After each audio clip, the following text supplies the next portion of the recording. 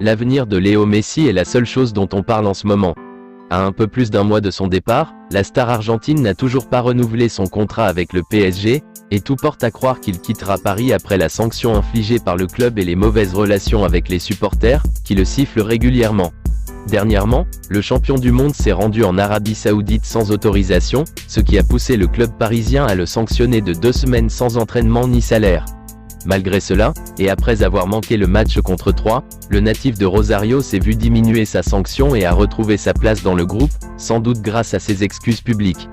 Il sera d'ailleurs titulaire contre Ajaccio samedi. Son avenir, la presse en parle tous les jours. Il y a quelques jours, son retour à Barcelone s'est renforcé, mais les instabilités financières du club espagnol et la possibilité que la Liga n'approuve pas le plan financier Blaugrana ont sans doute mis un terme à ce rêve. C'est pourquoi des rapports ont fait état d'un possible transfert exotique vers les terres saoudiennes. Plus précisément, il a été dit qu'Al Hilal s'était mis d'accord avec le numéro 10 pour la saison prochaine, avec un contrat stratosphérique d'environ 500 millions d'euros par an.